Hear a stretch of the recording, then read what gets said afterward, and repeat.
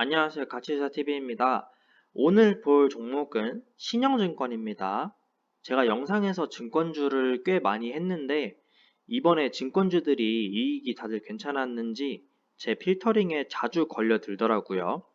일단은 무슨 회사냐면 당연한 말이지만 증권사고 71년부터 단 한 번도 적자가 없었던 우량기업입니다. 여담으로는 워렌 버핏이 한국 증시에 투자를 할 때 가장 먼저 샀던 회사고 한국 증시에서 떠날 때도 가장 나중에 팔았던 회사라고 해요. 현재가는 57,900원이고 시가총액은 5,435억입니다.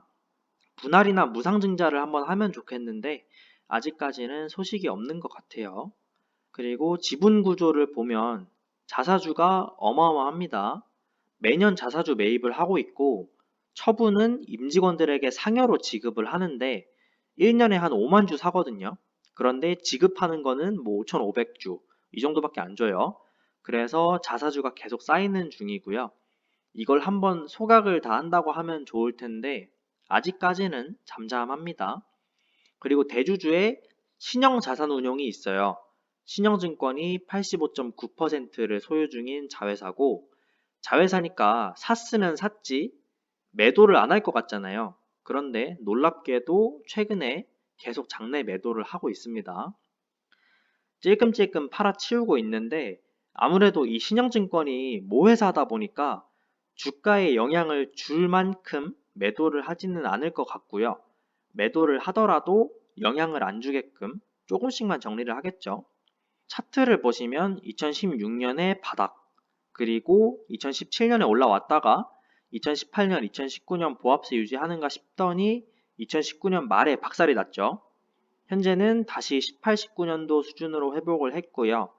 그리고 이익을 보시면 2016년, 2017년 오르다가 2018년, 2019년 보시면 보합세죠. 그리고 2020년 3월 결산 때 이익이 박살이 난 걸 보실 수 있을 거고 주가 흐름하고 재무제표하고 같이 간다고 보시면 돼요.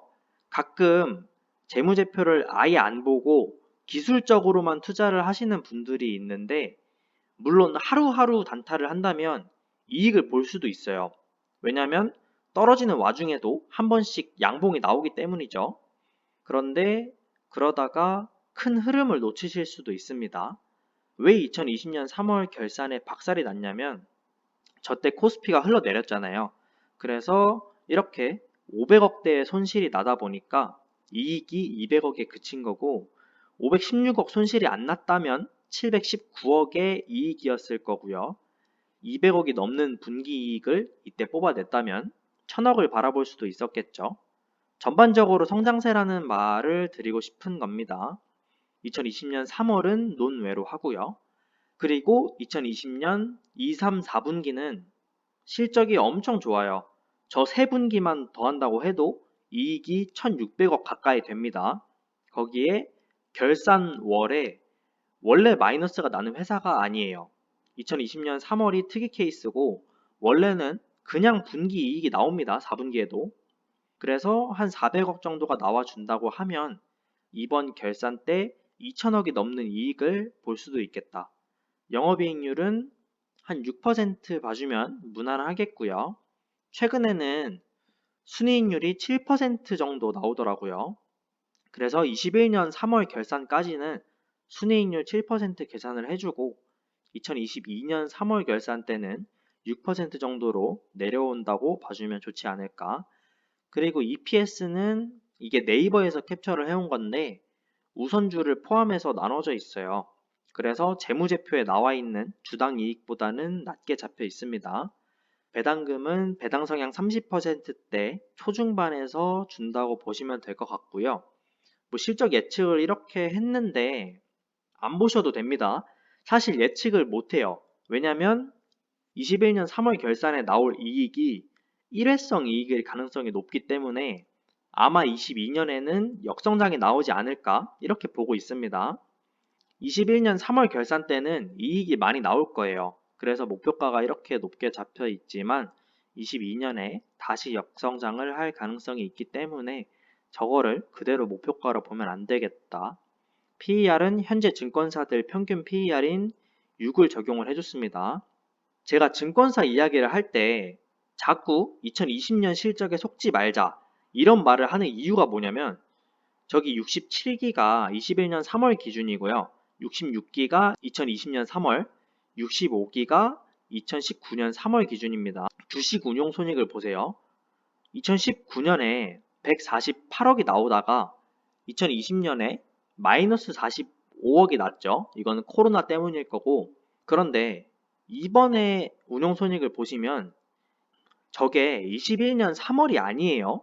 아직 분기보고서고 20년 12월까지만 나와 있는 겁니다. 이게 1378억이 나왔어요. 그러면 21년 3월까지 하면 1500억을 가뿐하게 넘기겠죠? 이게 말이 안 된다는 거예요. 그러면 평소대로 150억을 벌었다고 치면 1350억이 당장 내년에 사라질 수도 있는 이익이라는 겁니다. 채권 쪽은 크게 변동이 없고 오히려 2019년에 비해서는 줄어들고 있죠.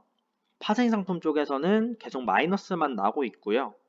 위탁매매 쪽의 수익도 늘었어요. 다시 말하지만 67기 3분기까지만 나와 있는 겁니다. 저기서 30%가 추가된다고 보시면 돼요. 인수 업무도 유의미하게 성장을 하고 있고요. 정리를 하자면 이렇게 돼요. 맨 밑에 이익을 보시면 이익이 1186억이 나왔고 4분기를 30% 추가를 해준다고 하면 2841억, 여기서 세금 25%를 빼주면 2131억이 나와요. 일단 이번 결산에서는 이 정도 보면 되겠고 이제 거품을 좀 걷어볼게요. 제가 영업이익 1350억 정도는 일회성으로 사라질 수도 있는 이익이라고 말씀을 드렸죠.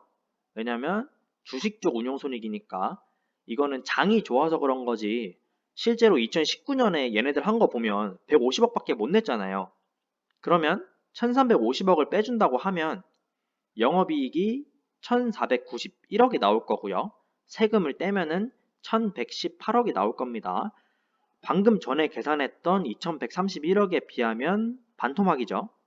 이번에 이익이 조금 나왔다고 해서 이익이 2천억이 넘는다. 그런데 시가총액이 5,400억밖에 안 돼? 우선주를 합친다고 해도 1조가 안 돼요.